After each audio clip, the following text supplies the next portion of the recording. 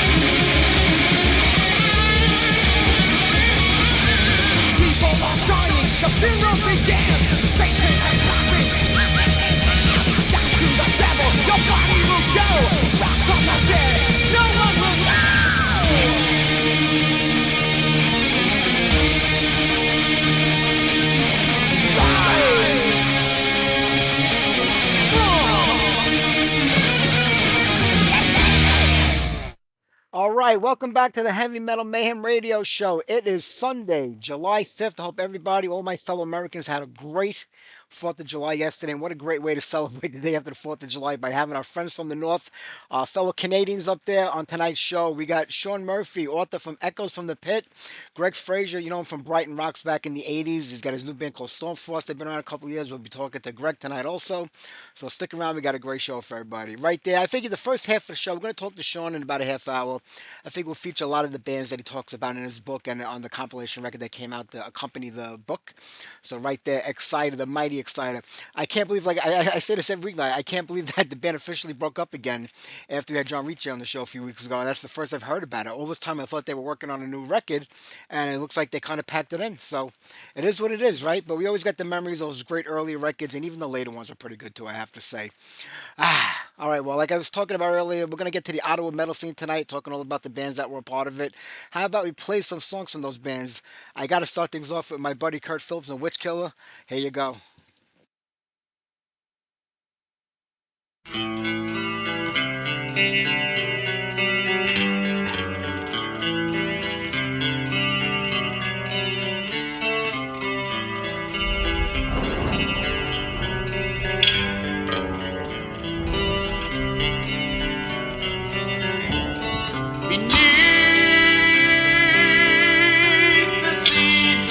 side.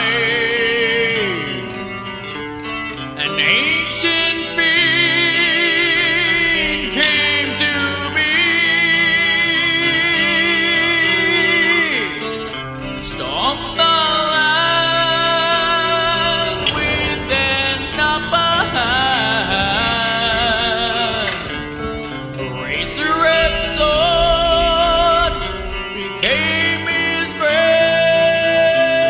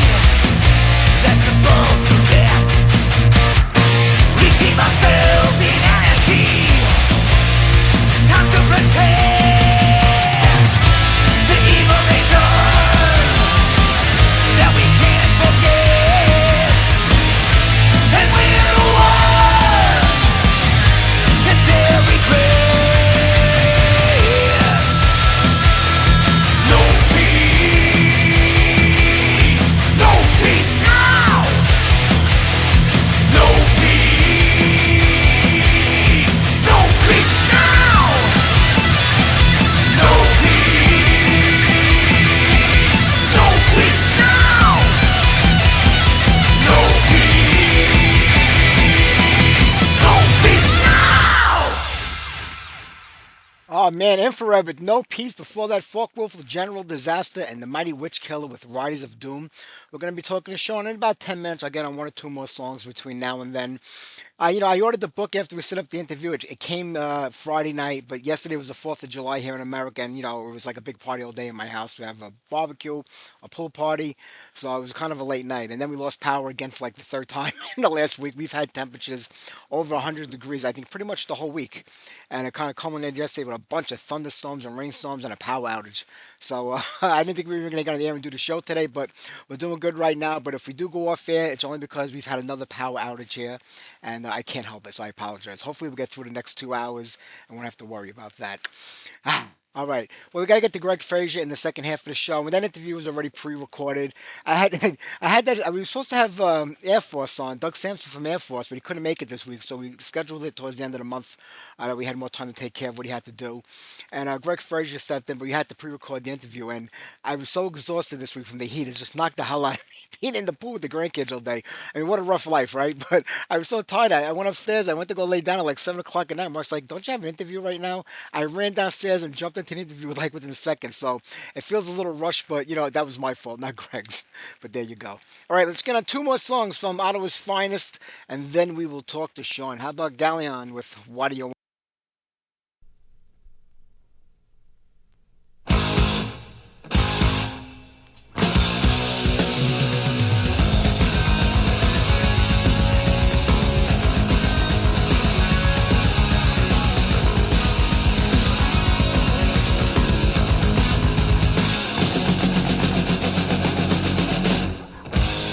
Late at night, when I go cold and tired,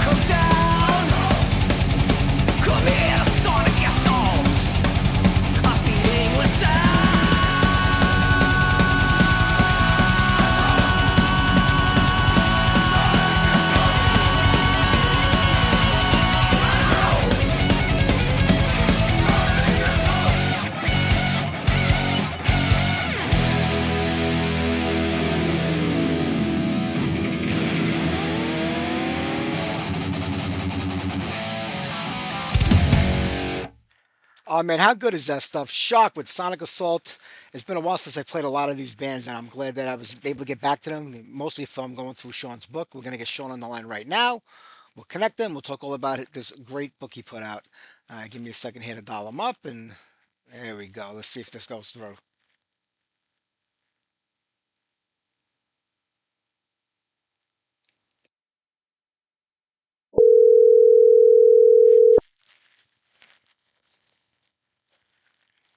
Mike, Sh- Sean, it's Mike. how How are are you? you, my friend? How you doing?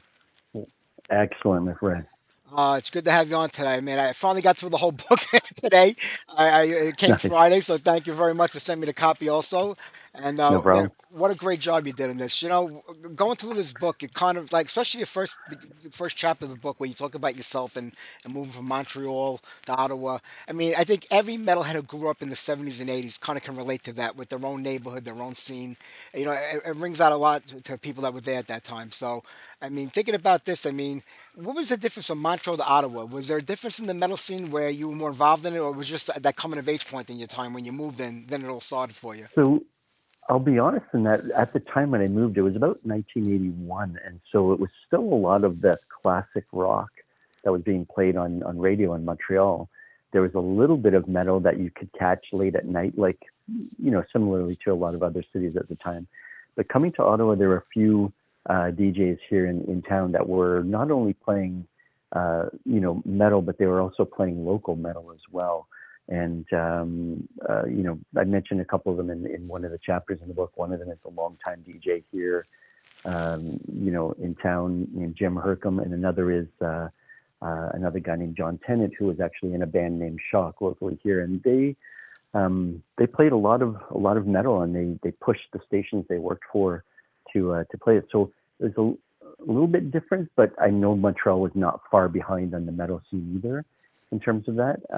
Just I guess for me, I kind of discovered it once I moved to Ottawa. Kids listening today to people like us talking like that, they're like, "What do you mean you had to like move somewhere to discover bands? You had to have a local scene to discover bands." This is just going to the Yeah, internet and clicking a button and finding anything and everything they want. They don't realize that how important your local scene was to you back in the '70s and '80s. absolutely. I mean, it was everything about a manual process of learning, right? So it was tape trading, it was putting up posters for shows. That was a regular Saturday for me. Was jumping on a bus to go downtown Ottawa and going to see what posters were up for what shows were coming up that weekend and putting up my own band's posters. It was very much a manual process of discovering metal as well as of promoting your own stuff, and then going to making a regular trip to a record store to see what was a new release in the record store and perusing that store for hours on end just to find that one nugget of a great new album. Yeah. I mean, most of us came up through the hard rock scene of the '70s. We were all kids back then, living at home with our parents, and kind of had to listen to what they put on the radio. At least I did, because it was their house, their radio. I was forced to listen to what Absolutely. they wanted to. But that's when I started to discover other stuff. I went to my neighbor's house, and his brothers were older, and they had the Kiss records in the basement. And in 1974, at 8 years old, I became a huge Kiss fan. That carried me through the '70s. It wasn't until like Yeah, '80 where I really like discovered that it was an underground scene taking place.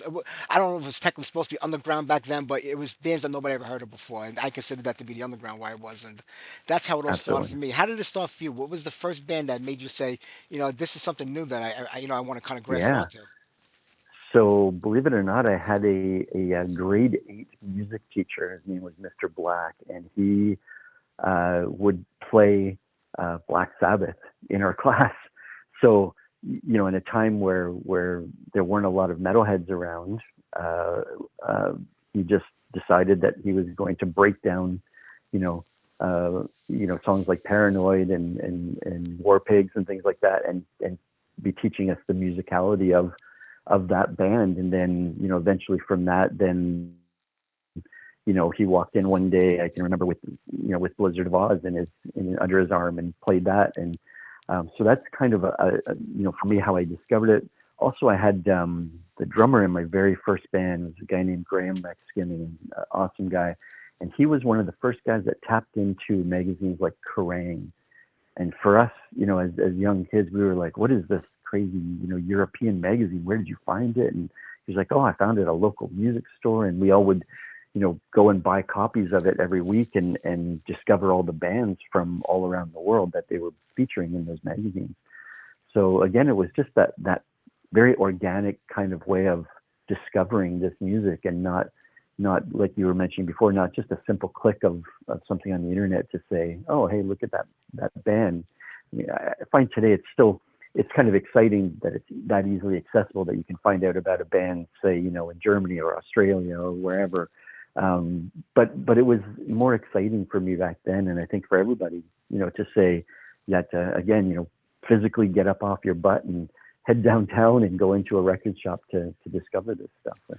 Oh, absolutely. I think it was like that for a lot of people. Like I said, I started with Kiss, because I saw my friend's brother had the albums, and to me it was like a comic book come to life, and I was like such a fan. And then when Dynasty came out, I realized this wasn't what I wanted anymore. I wanted something new, something different, and that's when you start looking around and trying to figure what's happening. I looked at a lot of local bands, so I got into them, and they led me to other bands, and because I Yeah, had nobody. I came from Bensonhurst in Brooklyn, which was an all Italian neighborhood. It's where they filmed Saturday Night Night Fever, and there was yeah, no metalheads there. So when I walked up and down the street, I got stares from everybody. But I kind of liked it because I know I was different than everybody else and what I wanted. And did you have that same kind of amazing. feeling where you felt like an outcast or an outsider, and you found your Ab- group eventually? Absolutely, yeah. It was such a small community of people at the time that were into metal, that you did feel like an outcast. You're the only one wearing studs or leather, or your jean jacket with all your favorite band's patches on them, and you did feel that way.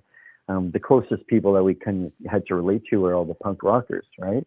Yeah. Um, but when you're talking about, like, where did I kind of discover some stuff? One of the big things for us locally here, for all the people from my generation, was that we had Exciter here in Ottawa, and those guys were very, very accessible for us. You could walk downtown any day of the week or on a weekend, and one of the guys from Exciter was hanging around at a mall or at a record store, or you could, back in the day, John Ricci, the guitarist from Exciter, worked at a local music store and gave guitar lessons. So you could go in and get guitar lessons to him, or just walk in the store any day, and you could just sit and listen to him, noodling away at some new sound on his guitar in the shop. And so that was something that was, we were very fortunate that we had a band like that here that we had access to all the time.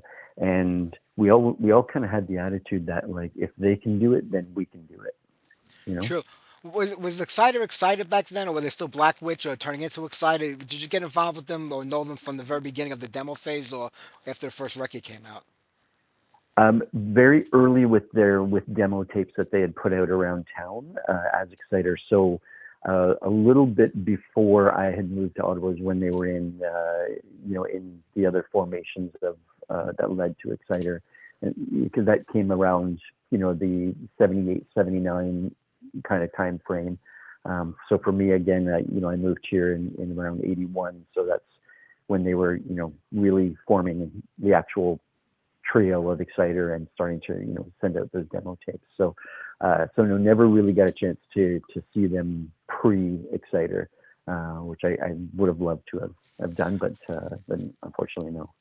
Well, you were still there in the early phase of that band, which is amazing. Because in my opinion, I feel like they were the band that kind of invented thrash or took it to a different level. I think they were so Absolutely. far ahead of anything anybody else was doing at the time. And I mean, those first three records are just masterpieces, and they blew me away. So I can only imagine being around them all the time and having access to see them, in those early days. It must have been incredible.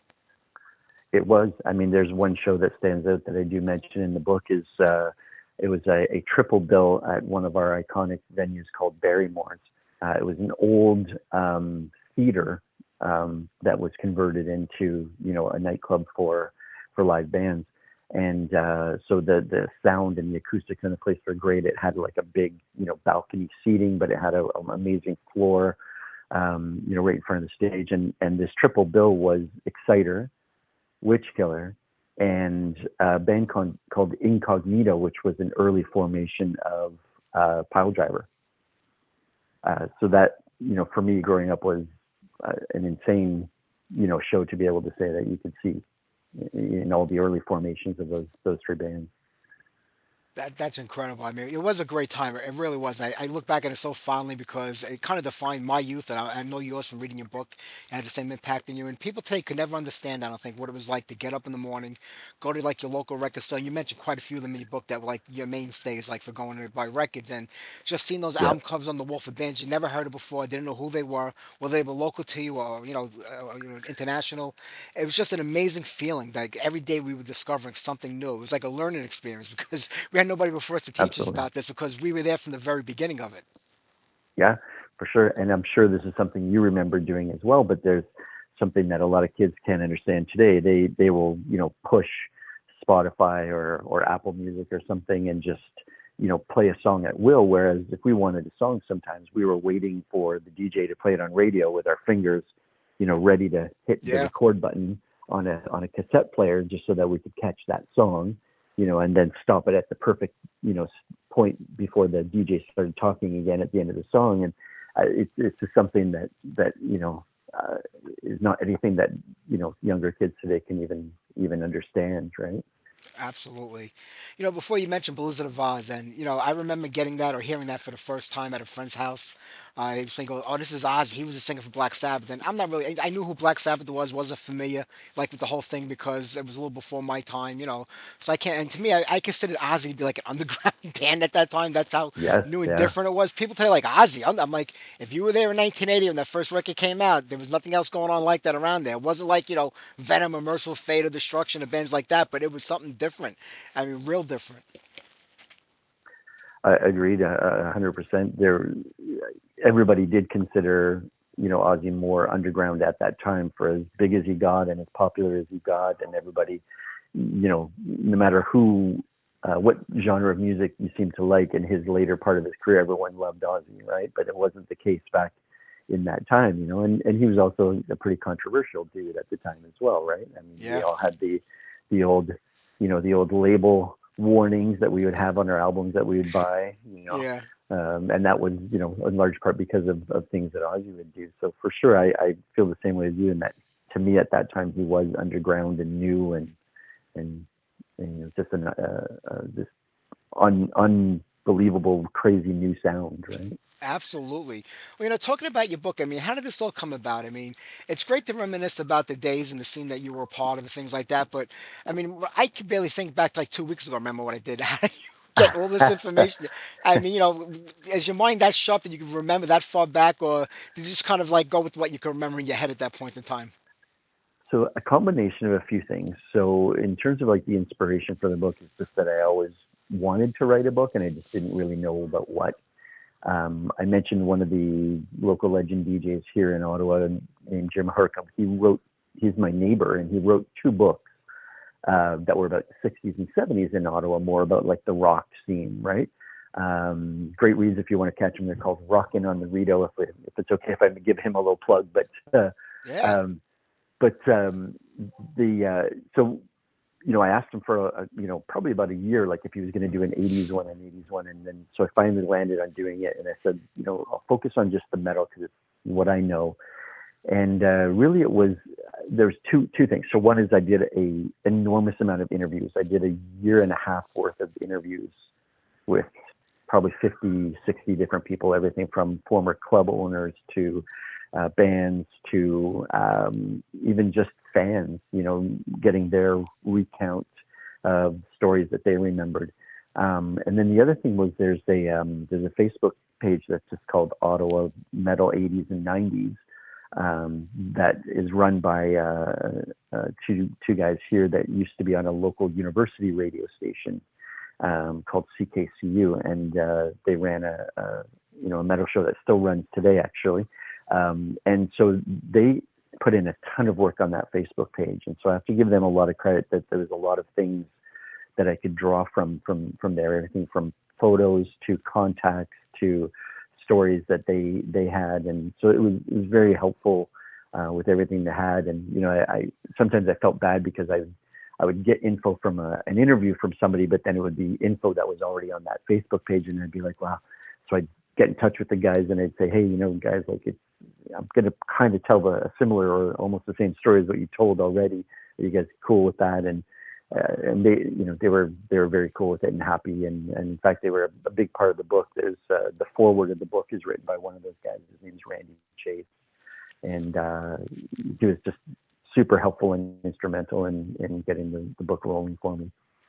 So this book's actually been a couple of years in the making, just to go just through the interview process alone of putting all these bands down on paper. Absolutely, yeah. It was a solid. It was as I look at my first interview, it was now coming up on the full 2 years. So yeah, it was a labor of love, but it was also a lot of fun.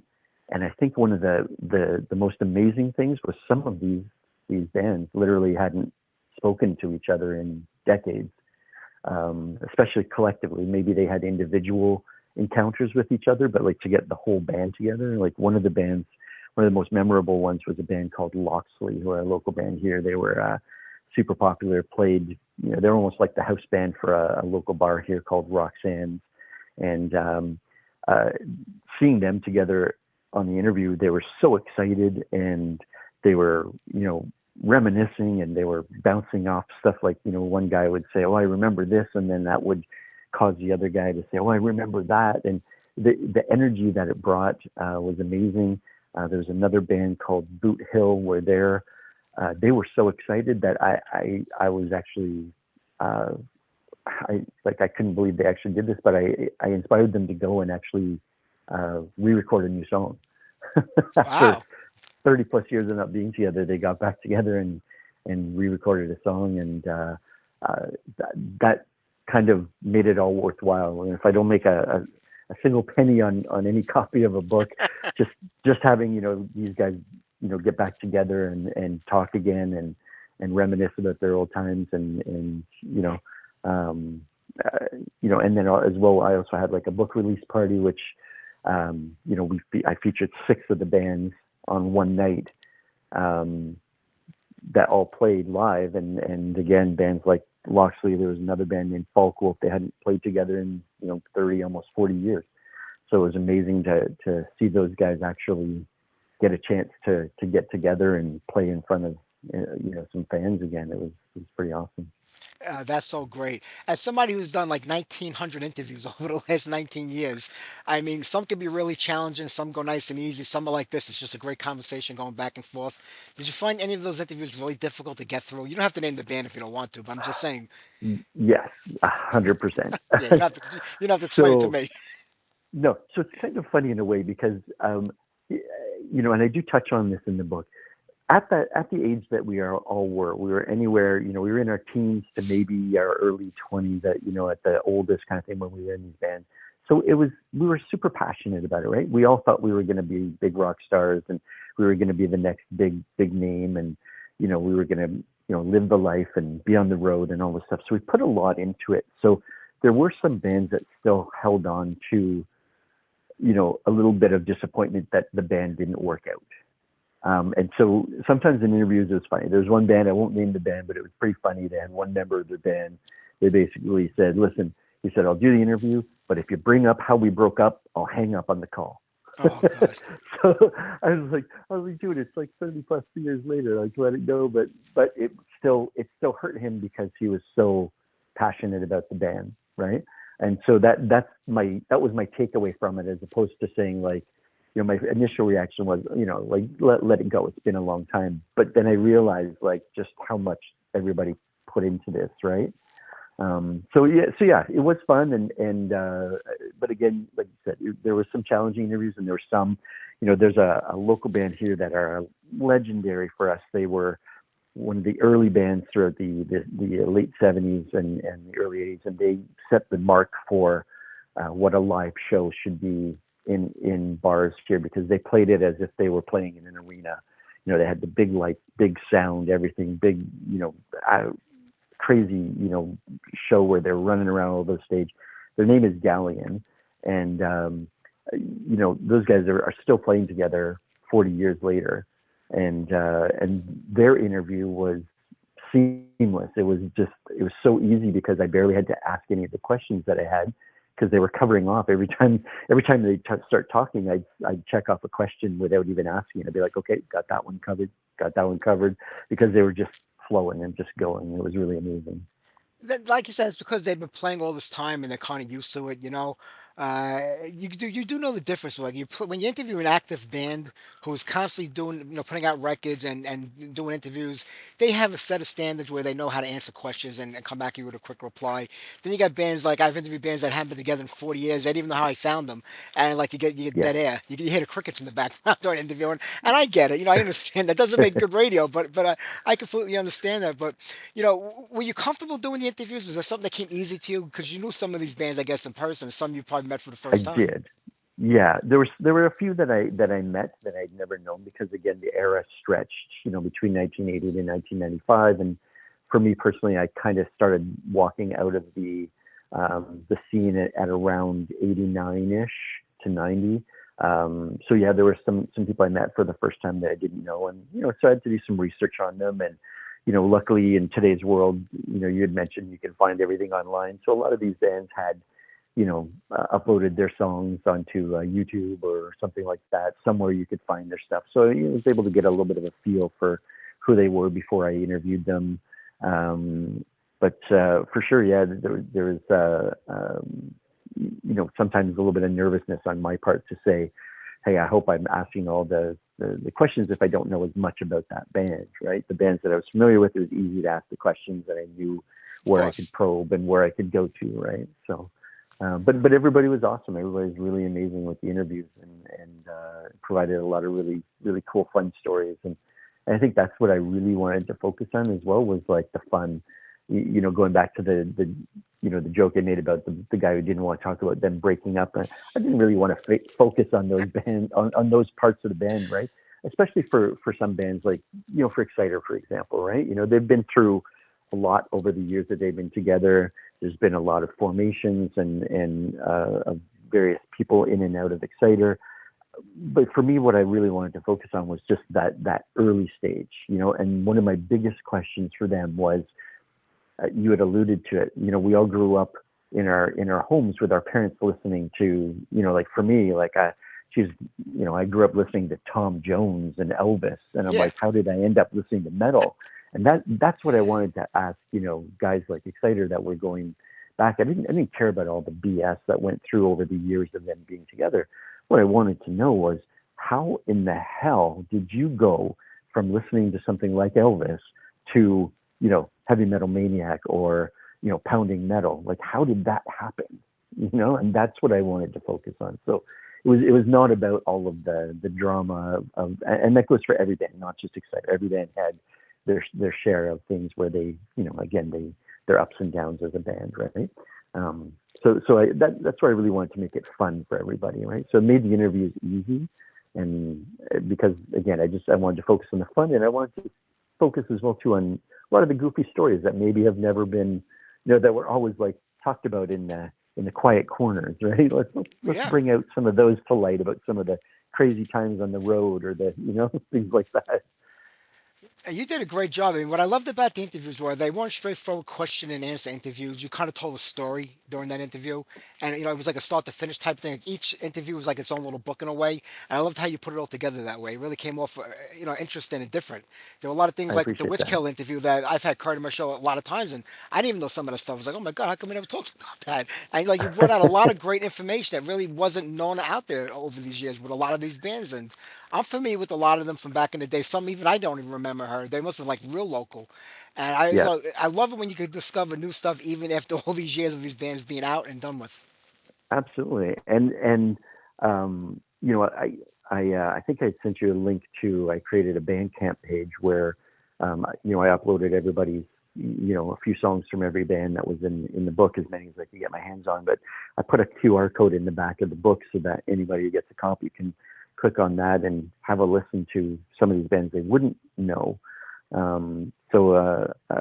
Yeah, that, discovering a lot of things. I appreciate you saying that it was kind of different for you, and I really did push to try and get some of those stories that maybe weren't uncovered. And but again, we're our own worst critic. Now that the book is out, and people are talking about it, and then I'll go and sit and have a beverage with some people, and it's kind of activated their brain that they'll start telling stories that they didn't tell in the interviews. And I'll be like, oh, damn, we could have Yeah. put that in the book, right? Uh, so, so that, but I think that's for me, that's kind of maybe a part two. Who knows, I was just right? gonna say that maybe that's volume two for you with that, but you did do a great job in interviewing all these bands and digging up a lot of stuff. And what I love is that, it's personal in a way because you talk about a lot of the bands that you discovered and came across over the years, and ones that you were friends with, and you talk about the record stores, the clubs, the DJs. I mean, everything that was involved in that entire scene, not just the bands. The focus really isn't just on the bands in this book. It's about your whole life in Ottawa and that whole entire music scene, and from, like I said, from radio disc jockeys to promoters to record club, owners and club owners. It was just a great encompassation of everything that goes on in that area at that time. I appreciate that. That's really nice of you to say. Yeah, I I I wanted to be able to capture as much of that stuff and make it about the memories. And I can tell you on the night of the book release, it was I didn't want to make it in too big of a venue, so we played at an iconic venue named the Rainbow Bistro here in Ottawa. Fit about 250 people, and it was jam packed. There was nowhere to move in that place. It was a great night. But one of the things that everybody took away from that was that it was almost like a high school reunion in a way, that people hadn't seen each other for so long, and the music was there as well. But it was also about all the relationships, right? It was all these, again, people you haven't seen in so long, and not to get sappy, but it kind of it makes you put things in perspective about how quickly life can be taken away, especially now that we're all older. And let's take advantage of these moments. And you had asked earlier about like part of my motivation. As I started doing interviews and research, that became a little bit of my motivation. And not to sound somber, but the amount of times that I had to talk about somebody in the book where I had to put the words RIP beside their name was really right in my face, where I was like, wow, if I don't capture this now, it might be too late to capture some of it from some of these people. So that was really a big motivation. And I know that, from this book release show where all these people got together again, I feel really great that it's really sparked a lot of people to start making time for each other again. Right. So that's been like kind of a side benefit of writing this book that I never expected. You watch how many more bands are maybe going to reunite because of this, maybe put out new music. And I love that, that school picture at the end with all you guys just up on the, posing for that picture. It's such a great shot of all the bands that were around back then and the bands that you featured in your book. And when it Yeah. comes to writing, I know you said you wanted to do this for a long time. Is writing something that you do frequently or often, or was it just like out of the blue? Said, I'm going to write a book. I wrote a lot growing up, short stories, and a little bit of a weird kid. My short stories, my teachers would always grade them, and I'd get a good grade, but they'd always make a little funny comment about like, I don't know where you got this idea, So I had kind of like weird little funny stories as a kid that I would write, and then I would continue some of that sort of short story stuff for myself.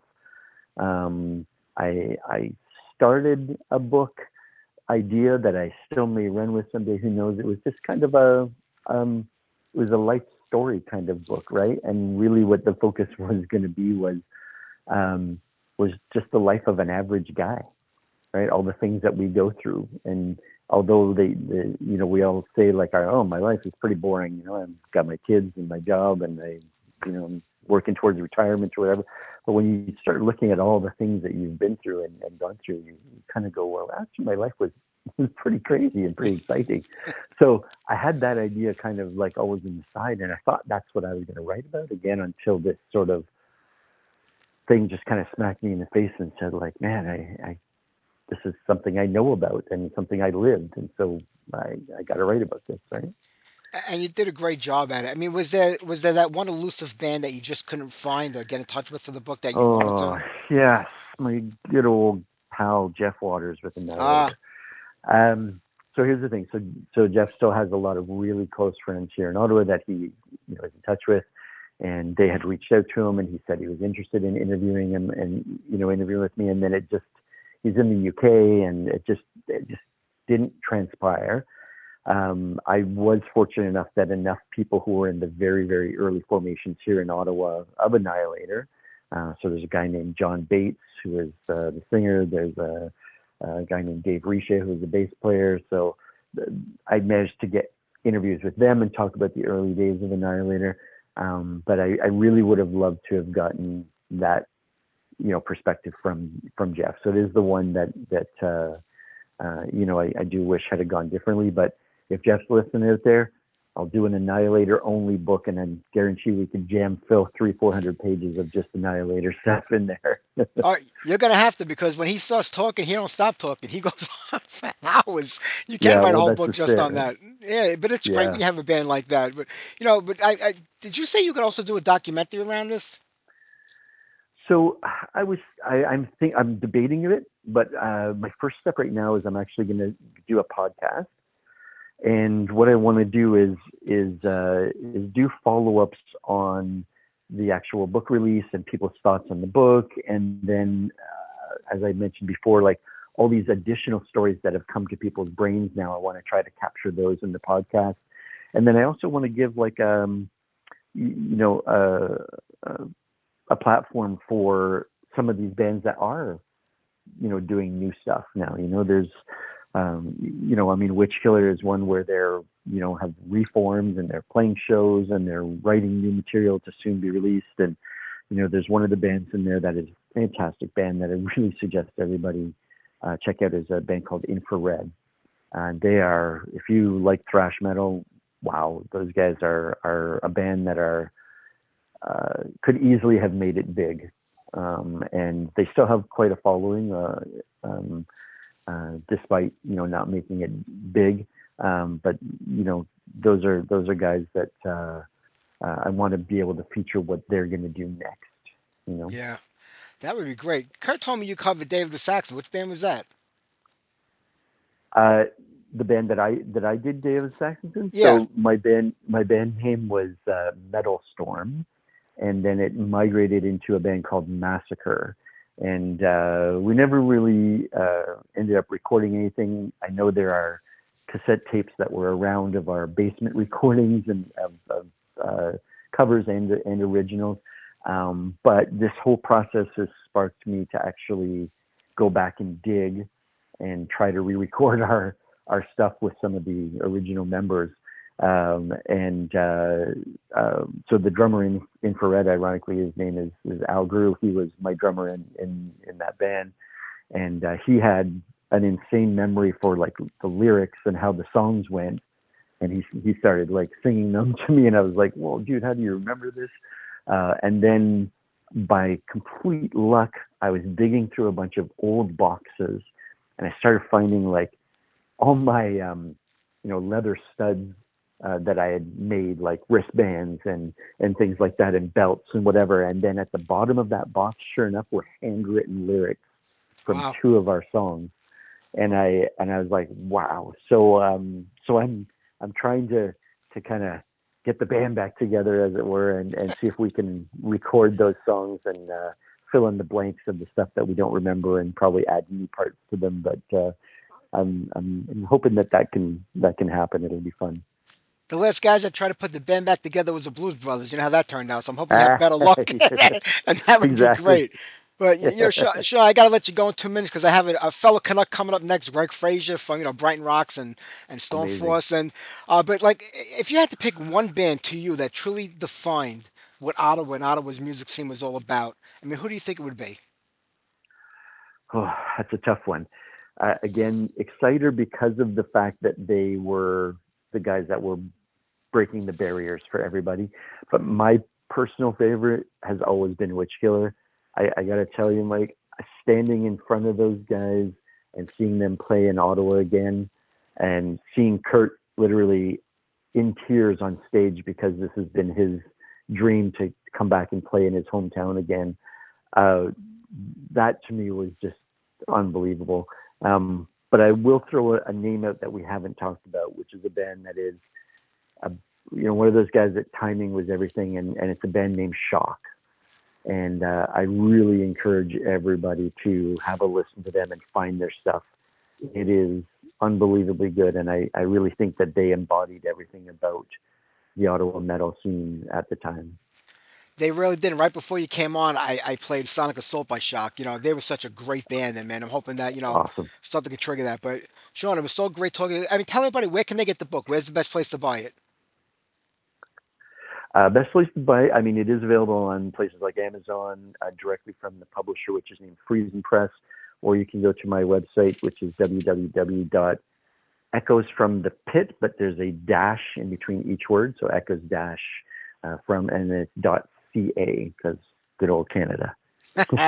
I'll throw the links up on here for everybody. But Sean, it was great talking to you, man. I could talk to you all night long because it's great you have Same, somebody that my just friend. loves the music and the scene. And I hope there's a follow up to this book. It doesn't have to be about metal. It could be about anything. You're a great writer, and I'm hoping that you do more.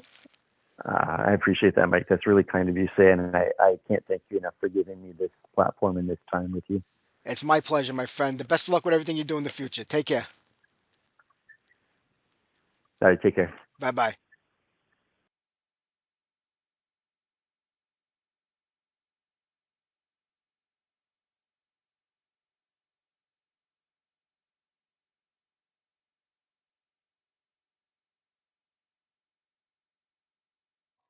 How about we do some Phantom Lord?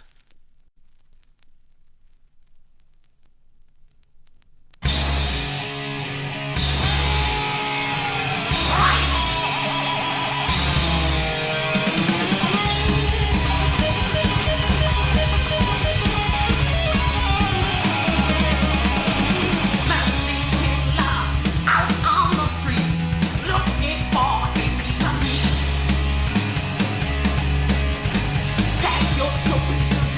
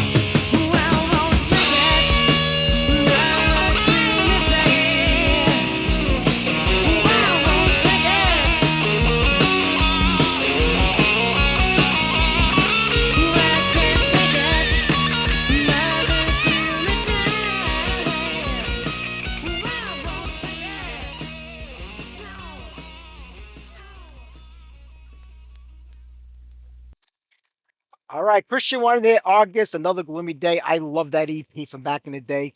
I tried for years to get Glenn Enriquez on the show. He's a guitar player and the main songwriter for the group, and he would ask he would ask me more questions than I would ask him during the interview. Then he wanted me to call him in person to go over the interview, and no matter what I did, he would never get back to you when it came time for the interview.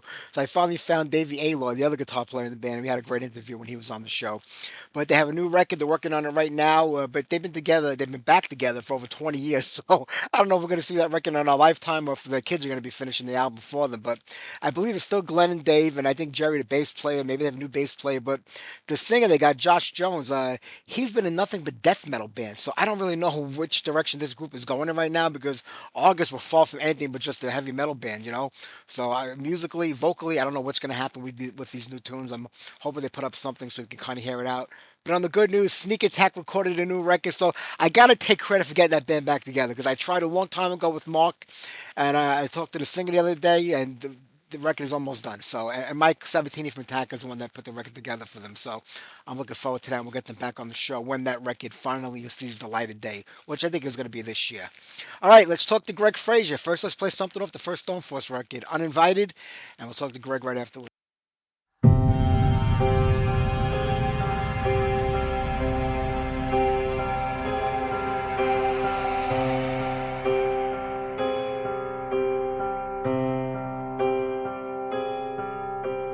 Like anyone would be, I am flattered by your fascination with me.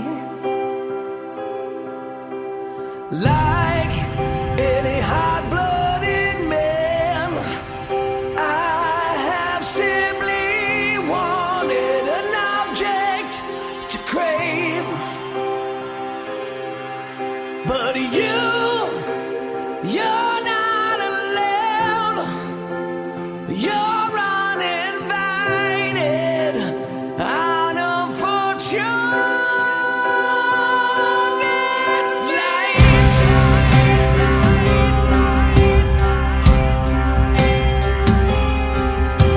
I must be strangely exciting to watch the stoic scroll.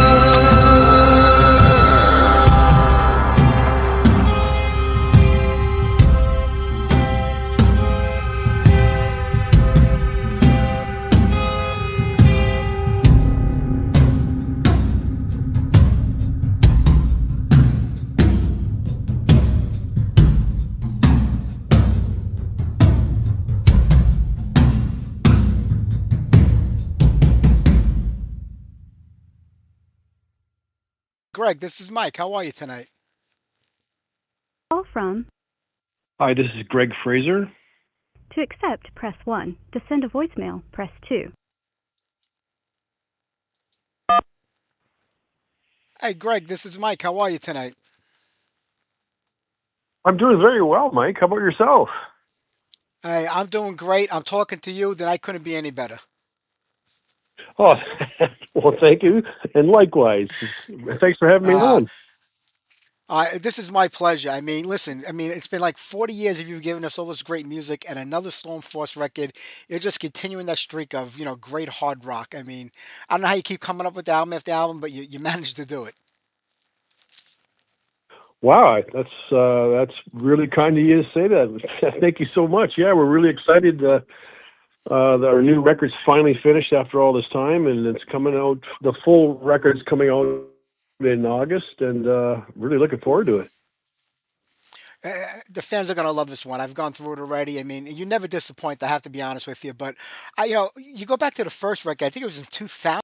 Put the sorry, 2020. You put the record out, Age of Fear, and I felt like it kind of got lost in the whole COVID mix. So for a lot of people, this might be the first time they're really sinking their teeth into Stormforce. Yeah, that really like the record came out at January, end of January, beginning of February, and then like a month later, COVID hit, and just everything went crazy, and really took the wind out of our sails. Even though we were getting great reviews everywhere, there was still a lot of dark energy in the air, and so it really put a damper on things. But we were still proud of that record. I mean, we still look back on it and are pretty fond of it, and we just feel this new record's a real step up, and looking forward to everybody hearing it. Well, they will. The singles are out right now. They get the whole record in another month or so. But I mean, how did it all come about with Stormforce? How did you put this together? Because being such a big fan of Brighton Rocks, people were expecting the same thing. This Well, is something completely different. yeah, back in 2012, Brighton Rock got back together. We got offered to do some festivals over in England, and in the meantime, I had a couple of solo records before that called Phrase Gang 1 and Phrase Gang 2. So I was always writing, I was in Brighton Rock and with Phrase Gang. And then when Brighton Rock got together for some shows, we decided we're going to do, we got so excited, we wanted to do a brand new Brighton Rock record. And we tried, and we couldn't get everybody's schedules together, and it just kind of ran out of gas. So it got put on hold. And in the meantime, I was itching to get a new record out. So I formed Stormforce. Initially, just wanted to hear what my finished songs sounded like with a real band behind it, and a singer. And when the songs were unfolding, I was really excited what I was hearing. It's like, wow, we should do some more songs, and we kept doing it. And then we're pretty close to completing a record. It's like, you know what, we should release. I think this is some pretty good stuff here, and we play it for our friends and stuff. And it's like, wow, man, you still got it going. Yes, for sure. So we were lucky enough to get a record deal with Escape Music out of England and released the record in 2020. And yeah, we were off and running. Stormforce, Fraser Gang, Brighton Rocks. It's all you. You do most of the writing for all those bands and everything like that. But each one is distinctive in its own right, and has its own identity. When you're writing music, you get to a frame of mind saying, "Well, this might be for this band, this might be for that band," or whatever you write is just really you, and it's going to fit whatever band you're putting together at the time. Yeah, like I don't really write for a specific genre or a band. Like, since I'm in this band, I'm going to write this type of song. I just write songs. You know what I mean? And if it's good, it's like, hey, you guys like this? All right, let's continue this song. And there's a certain style that I like basically melodic hard rock. And so that's what I'm going after. But I don't really cater. Like, if we got new musicians or a new singer, I don't really cater.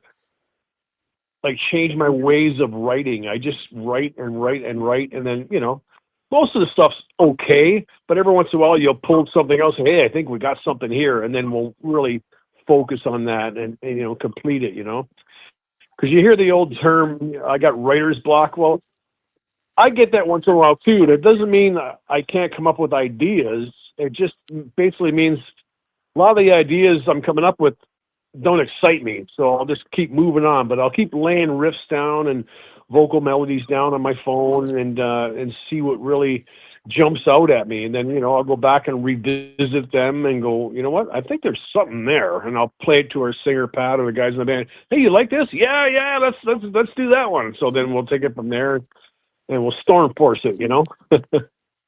That's the way to do it. Do you know when you're coming up with a riff or something just comes out of you that's the song that's going to be a good song, or do you really have to work hard at trying to put something together that's cohesive and that everybody else can get along with and enjoy too? You know what?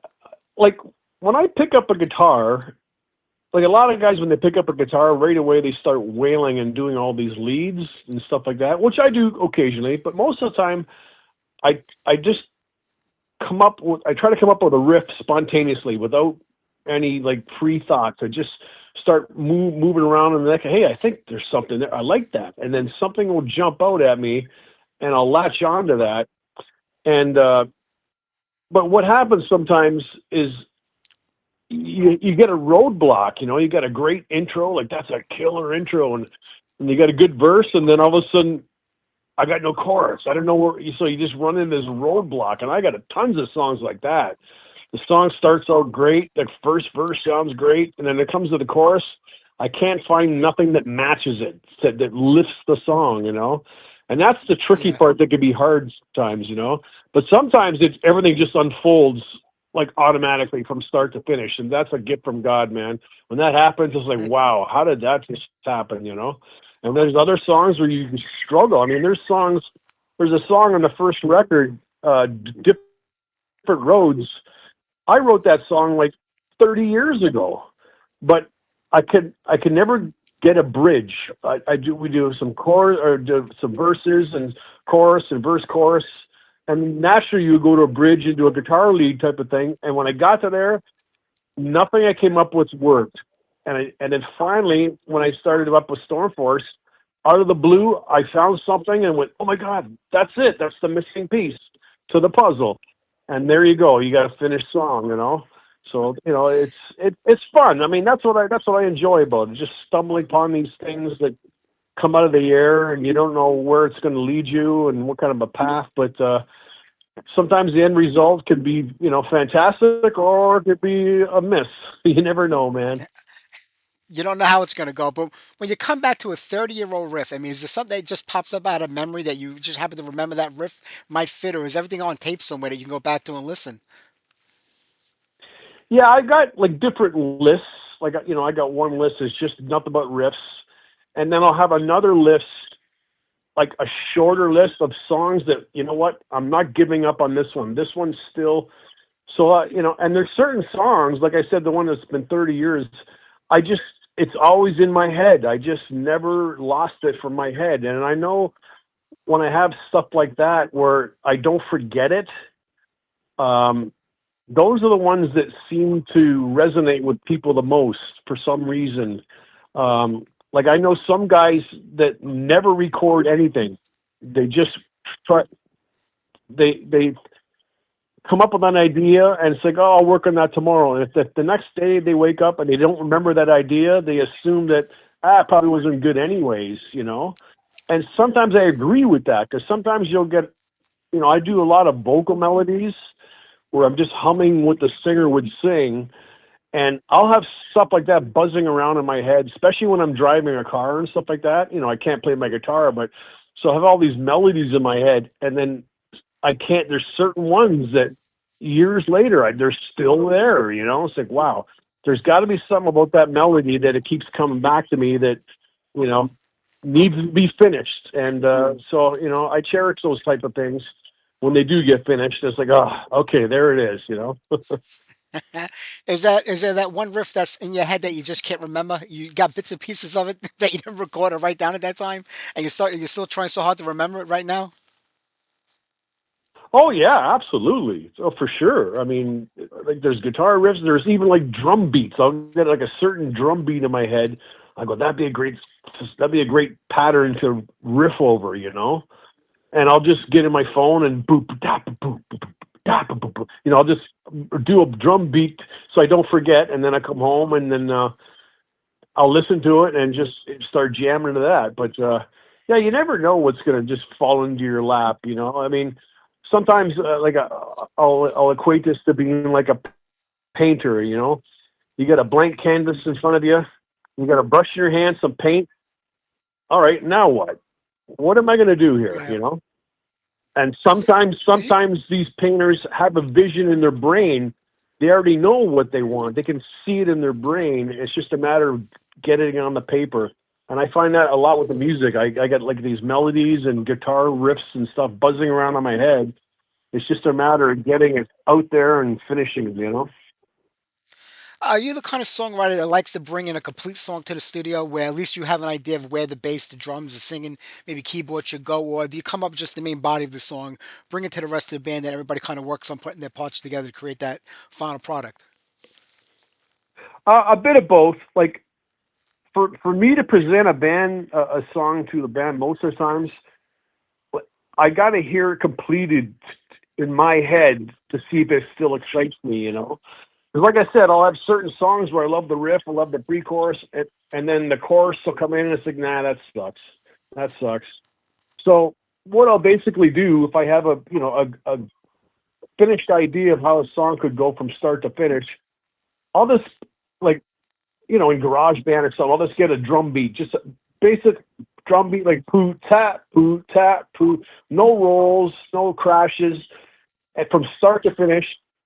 And then I'll lay my guitar down for the whole song, and then I'll add a basic bass track, just very basic, just so you can hear bottom end.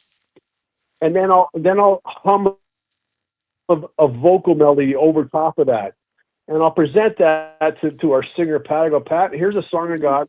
Here's the basic melody that I'm hearing in my head. He'll take that, write lyrics to that, and then take that melody and adjust it a bit to make it his own. And the same as with our drummer. You'll hear the riff going, but because I keep the drums so simple when I make the demo, it's wide open for him to interpret what he wants to do. Because he'll hear all these open spaces. Oh, I can hear that, you know. Where some songwriters, they'll already pre-program the entire drums, drum rolls and everything, and you're not really leaving the magic up to the drummer itself.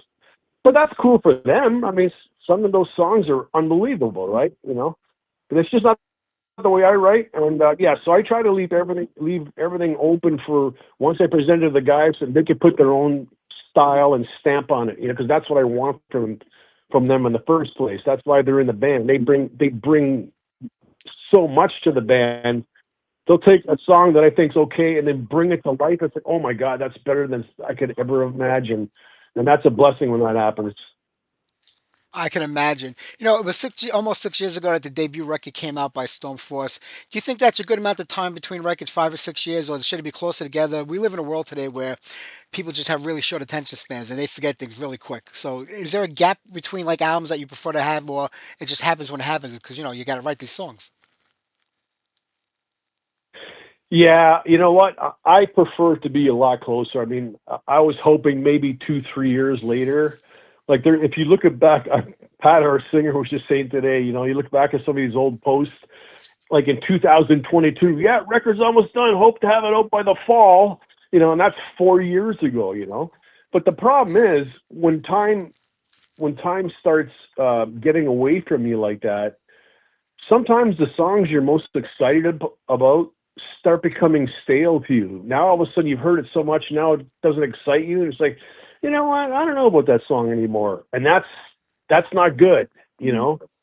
That means you've already passed the due date where it should have been out, and I definitely wish this record would have came out 2 or 3 years earlier, but the end result is a result of those 6 years. And then we're literally a month ago still tweaking some of the stuff on the record. And, it's like people writing a book, they always say the book's never finished. They got to have some kind of a deadline, and that's a problem that I think we didn't have, or we didn't have with this records. Back in Brighton Rock, we had deadlines. You make a record, you go tour to death, and then they expect another record within a year or two for sure. And we didn't have that. Nobody breathing down our neck. So there was no pressure. It's like, what's another week, another week? Next thing you know, 6 years went by. And actually, I'm kind of embarrassed it took that long, and it should have been out a couple of years ago. But I think now that it's done, I'm kind of happy that it ended the way it did. I wish it was done sooner. But like I said, a month, 6 weeks ago, we were still doing little tweaks here and there. And finally, a producer will go, you know what, guys? I'm not doing any more of this. This is done. Put it out. And, start laughing and say, yeah, you're right, buddy. Do you feel like sometimes you could put too much time into to a record and the recording process and the mixing process, where maybe you're just tinkering with it so much that it starts losing its effect? Absolutely. Absolutely. Couldn't agree more. Because like I said earlier, sometimes you start getting bored with the stuff because you heard it so much. So you start thinking, maybe it needs this, maybe it needs that. And you start tinkering with it and tinkering it. And next thing you know, you just got a whole soup of nonsense. Usually first instincts are the best when you lay something down. Like in the old days, during the 70s, and, like guys like Kiss and Aerosmith, they're doing 2 records in a year, in the same year. I know. You know what I mean? So they didn't really have time to overanalyze things and stuff like that, And so that it kept everything fresh and real sounding. And so I totally agree. When you let things go too long, you can't help but tinker and stuff, and sometimes that could be a real detriment. Very true. I mean, when you talk about Kiss, I mean, let's be honest, Kiss had a lot of songwriters coming in to help them out writing a lot of those songs back in the day. So it was a little easy to get 2 records out of year, even though it was remarkable that they did that for a couple of years. But you know how it was in the late 70s, early 80s. You put out a record one year, you would tour it for a year, put out another record, and the cycle would go on and on and on. We're in a different environment today musically. But, Brian Rocks was signed to Warner Brothers, if I remember back in the day. Yeah, we were signed, like in America, you got Warner Brothers, you had Electric Records, you had Atlantic Records. So that's Warner, W, Electra, the letter E, and Atlantic, the letter A. So they combined all those 3 companies, and in Canada called it WEA, W-E-A, which was short for Warner, Electra, and Atlantic. That's who we were signed with in Canada, actually worldwide, but in America we were signed to ADCO Atlantic.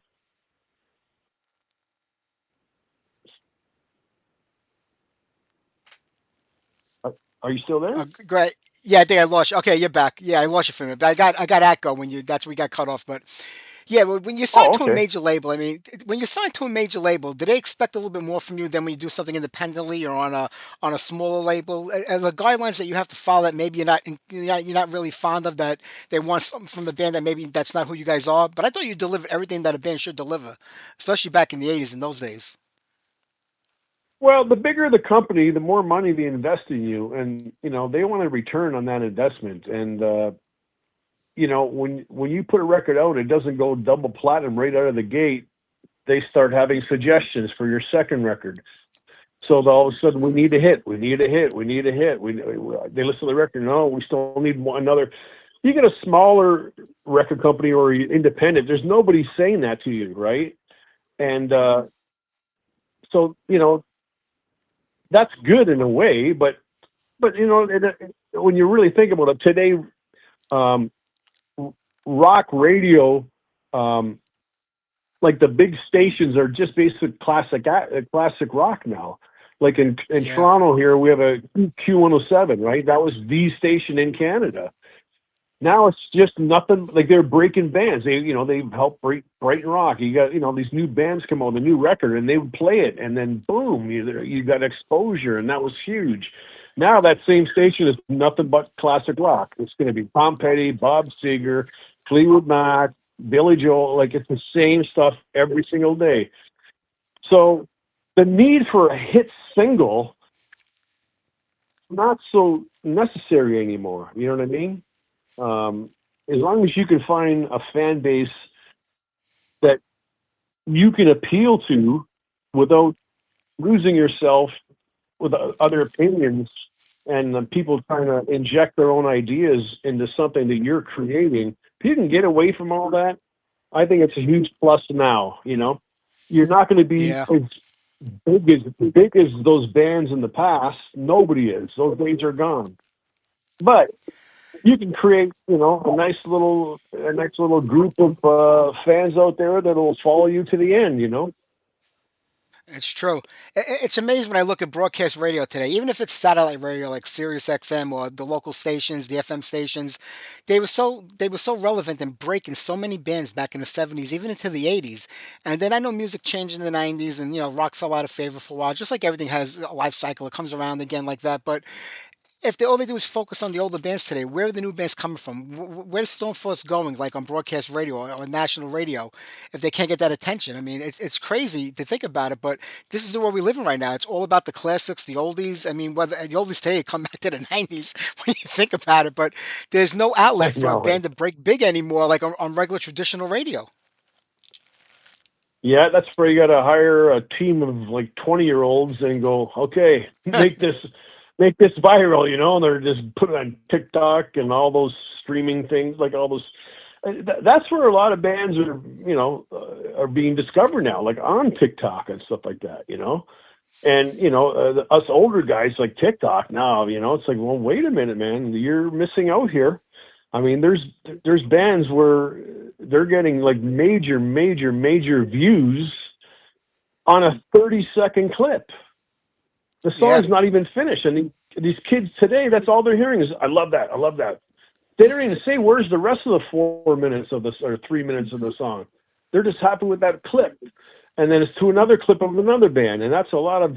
So music is becoming very disposable like that.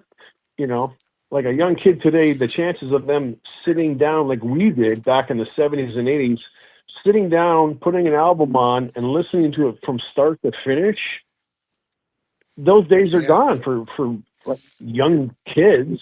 They can't sit still for 45 minutes without looking at their phone or I going know. and putting the video game on or checking their computer.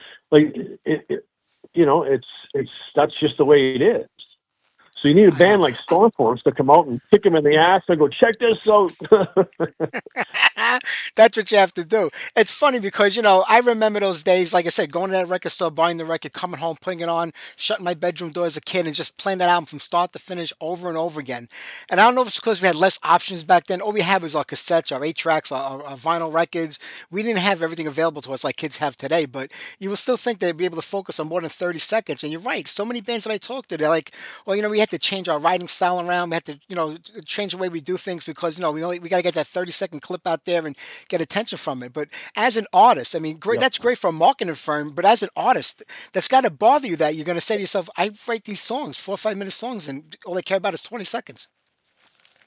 Yeah. Well, and then same thing is too, the fact that we're releasing a whole record, you know, nobody's really doing that anymore either.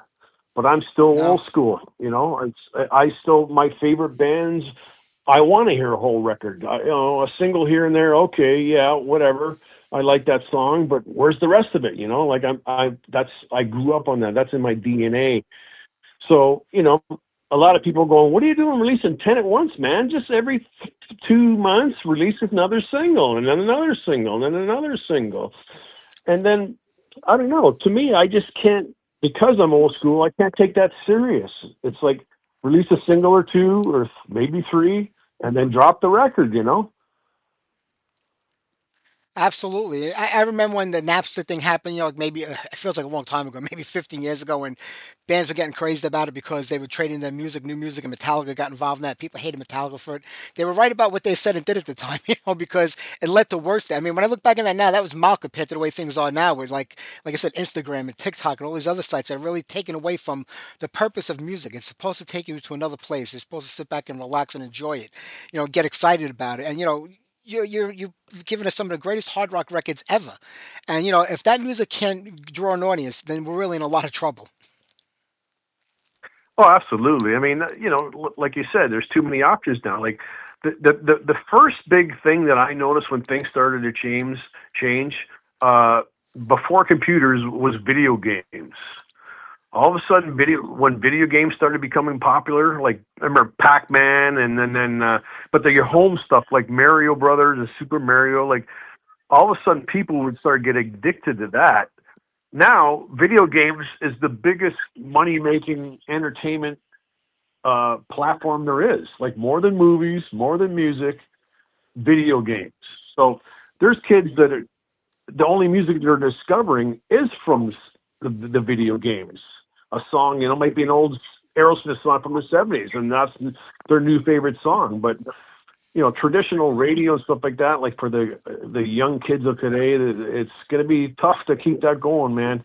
So thank God we got guys like you, Mike. Just still waving the flag, going, "Hey, I'm over here. You want to hear? You want to rock Hey, out? Check it out. We got what you need." that's how you have to do it. I've never stopped buying records, even though like I get all these things, complimentary from the record companies and the labels. I still buy the records when they come out because I want them in my collection. I want to put that vinyl on the record play and drop that needle and hear it like I used to when I was a kid. Granted, I got grandkids, and kids running all over the place, so it's not as enjoyable as it used to be. But I still like having that time in that moment. Music takes you away from everything. When I see bands mixing in Absolutely. politics and this and that, music was the great escape. It took you to a whole nother world, and I can never live without that. To me, I couldn't live without it. Oh, I couldn't agree more, man. Especially when you get politics and stuff like that. Like not like you're. Where do you live? You're in Brooklyn, Mike. Oh, I used to be in Brooklyn, in Staten. I'm still in New York, but in Staten Island, New York these days.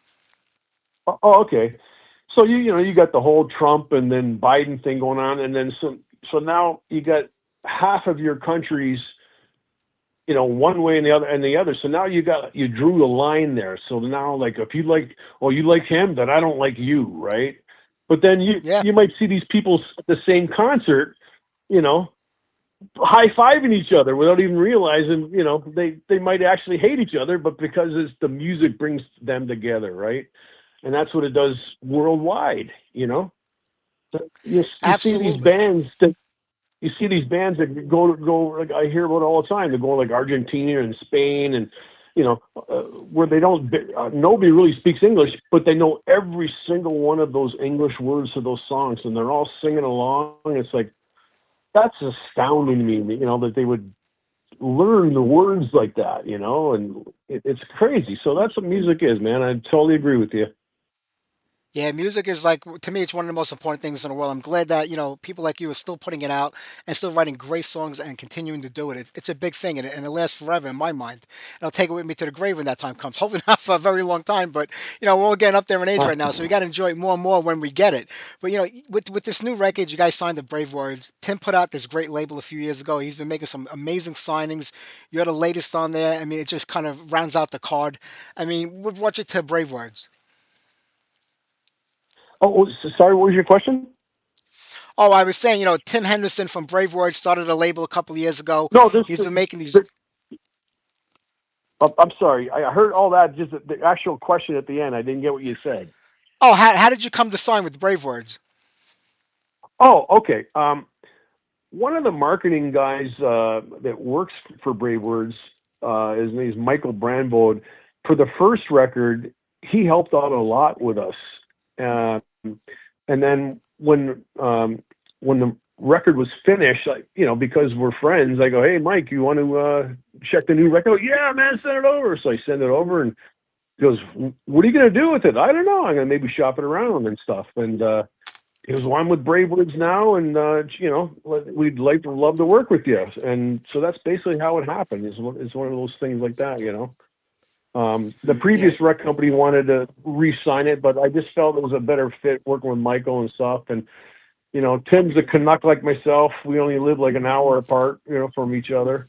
Don't really get to see him that much, but yeah. So it feels like a really good fit right now. So far so good. yeah, he's got a great label going on over there. A lot of bands on there that are drawing a lot of attention over the last year. So Michael does an amazing job helping to promote all of these bands and all of these albums. And I'm excited. The official release date for the album is August 14th, so we still got a little while to go. So what's happening between now and then? Just a lot of press, putting out some singles.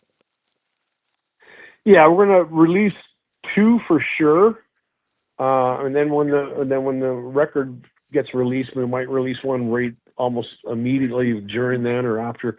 Yeah, just lots of press, and we're try to do some live dates. We haven't really announced it like publicly, but we got a show coming up in November in Ontario, Canada here. But yeah, just doing that and hopefully get some more shows. It's so tough to do the shows like where before people would support music more than one night a week. You might go 2 or 3 nights a week to watch bands, and so it's a lot tougher for bands like us to try to get it rolling. Like we can't really tour because you just lose money. I mean, you can't really.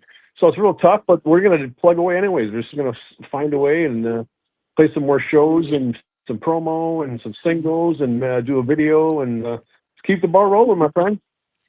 That's all you can do. I mean, listen, when you go from one band to another, when Bright Rocks ends and then the Phrase Gang starts up and then, Stormforce comes out, do you say to yourself, oh, it's like I got to start all over again with this? Or do you just look at it as a great opportunity to bring new music, to your fans and to new fans, hopefully? Yeah, that's exactly it. I never feel like, I got to start over. Where I've been in with members of other bands that feel that when their band ends, they think, oh my God, it's going to be so daunting to start over again. Like to me, it's like, hey, let's see what happens now. I get excited about it. You come up with some new songs and you have maybe some new musicians and they bring a totally different flavor, and that itself can be inspiring because they'll bring something to the table that you would have never thought with your previous members. So it's cool, So I don't know. I just keep looking forward and hope for the best. I would get excited about it too because I feel like it's a new opportunity. It's a new adventure for people here for the first time. And they're going to say to themselves, I wonder what he's doing. I wonder what he's got cooking over there. What is he going to come up with? Then you hear it and you're blown away, especially by this new record. So, I mean, the first single's coming out soon. Yeah, the first single is actually out right now. It just came out Thursday. It's called Truth. You can watch it on YouTube, but Brave Words has a website, bravewords.com. You can watch it on them. You can watch it on the Stormforce. I don't know if it's on our website yet, but I know on the Stormforce Facebook, it's on there, and Instagram and stuff like that. Yeah, it's out now, so give her a listen.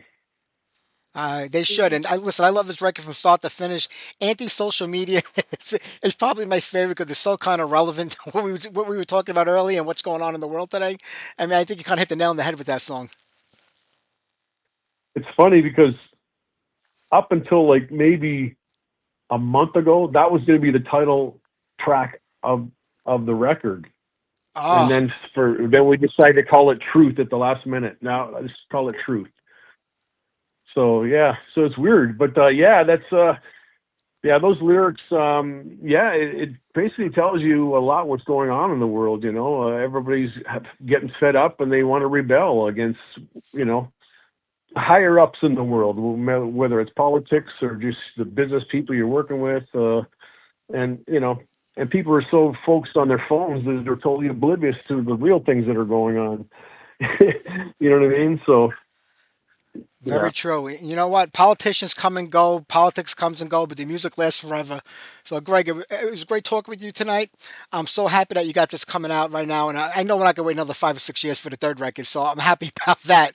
But the best of luck with the band and the album, my friend. Well, thank you so much for having me on. It's a pleasure. It's a pleasure talking to you, and hope we can do it again, man. I will, and get down to New York with that band so we can see you guys live over here. Absolutely, you'll be in the VIP for sure. You sounds good, my friend. You take care. Have a great night. All right, man. Take her easy, Mike. Yeah, bye-bye.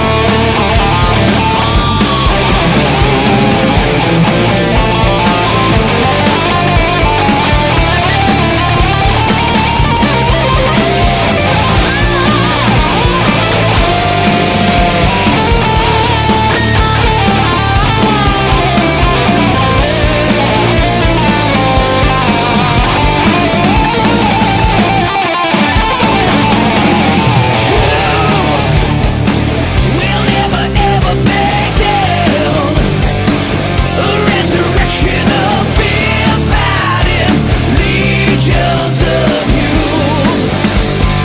So now we'll talk about truth. No way to silence that sound. A revolution of fear fighting legions of you. Exposure, it's over. The time has come for you. Whoa, you're gone away. All right, brand new Storm Force. That was Truth. I hope you enjoyed tonight's show. I want to thank Sean and Greg for being on here and being a part of it. Next Sunday night, we're going back to the underground. Daniel Orange of Thin Ice is our guest, as well as Brad Heisler and Aaron Schaefer of Immortal Souls. So don't forget to tune in next Sunday night. It'll be a great show. Everybody's live next week, so I'm looking forward to it. Take care, everybody. Have a great week. I hope you enjoyed your 4th of July here in America. And we'll wrap it up with, how about we wrap it up with the little Nils Urban tonight? We'll do Piece of Me. Take care, everybody. Have a great week.